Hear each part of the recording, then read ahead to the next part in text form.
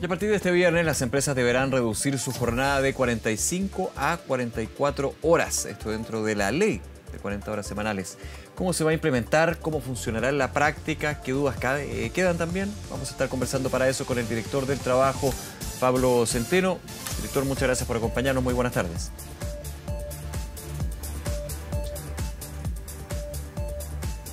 Director.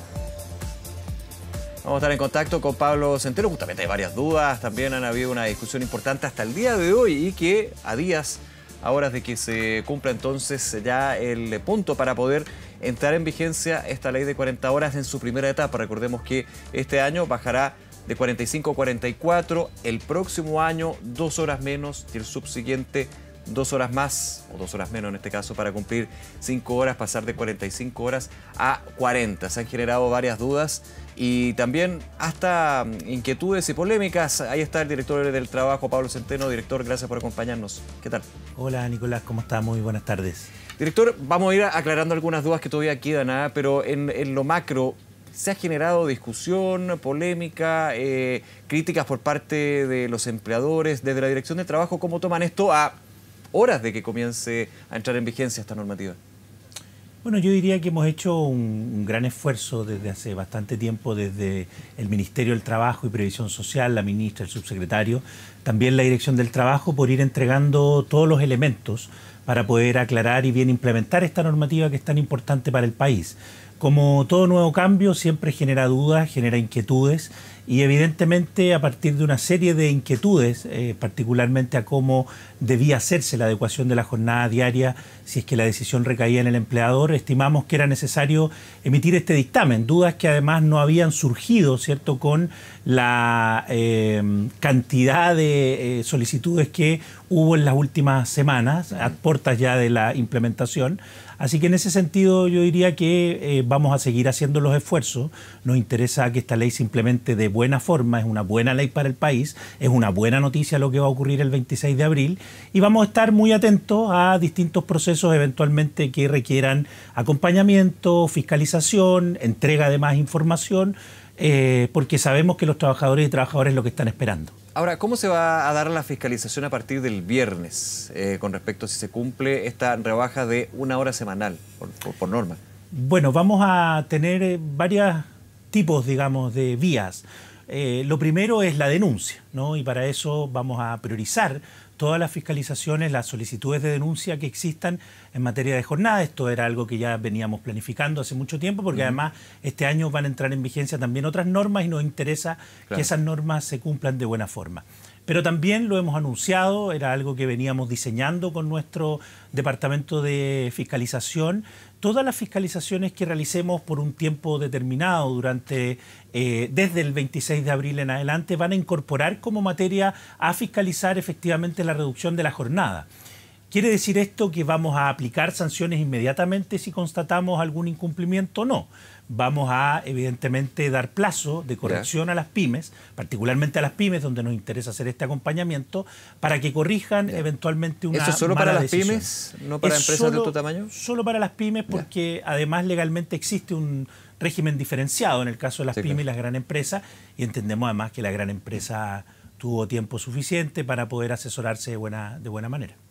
Ahora, vamos a algunos puntos porque ha sido bien, no quiero tirarlo de polémico, pero sí una discusión que ha complicado, digamos, lo que va a ser la puesta en marcha, ya vigencia de esta ley de 40 horas con 1 hora este año, 1 hora menos, en términos de la fragmentación. La ministra del Trabajo ha sido bien clara en términos de que esto de los 12 minutos y medio, de alargar la hora de colación para finalmente hacer 1 hora, aquí lo que se tiene que bajar es 1 hora, no minutos fragmentados. ¿Qué tiene que decir al respecto desde la Dirección del Trabajo?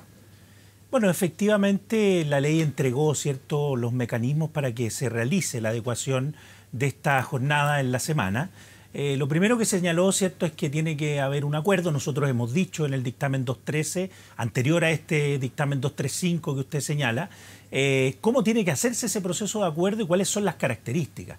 Y ahí es evidente que nosotros vamos a poner mucho ojo a cómo se realiza ese proceso, cómo se realizó y cuál es su efecto. Porque tal como yo lo he dicho desde hace mucho tiempo, acá hay un espíritu, una finalidad, y en ese sentido es la reducción de la jornada que es de horas en nuestro país, no es de minutos.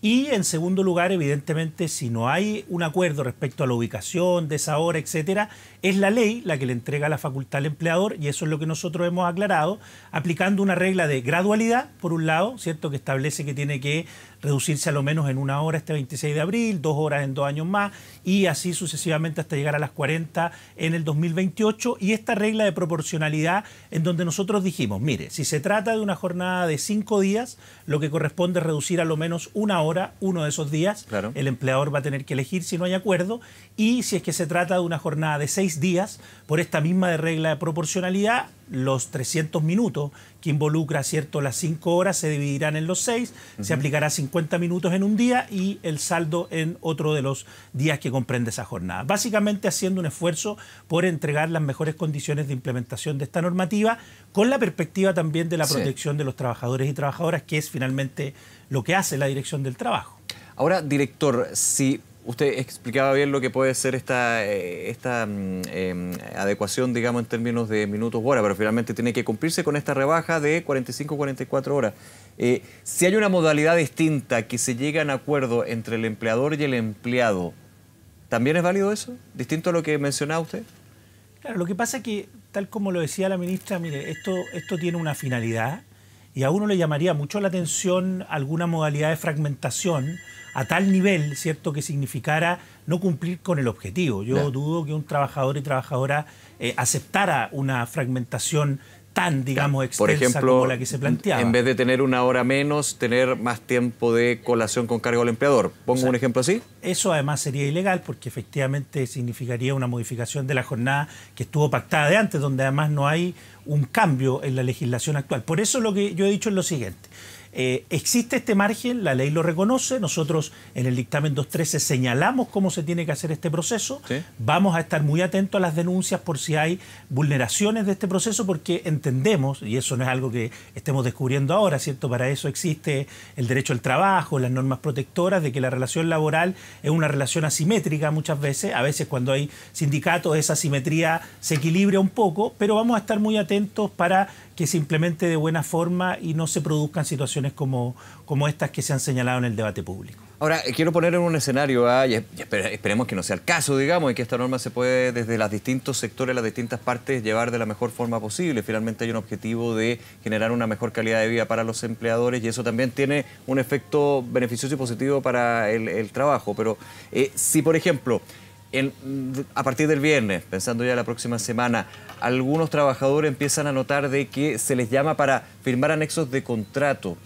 la noche a la mañana, eso tienen que denunciarlo. No digo que sea malo per se, pero evidentemente sería una situación a llamar la atención y que tienen que ser informados también en términos de estas nuevas modalidades que se aplican.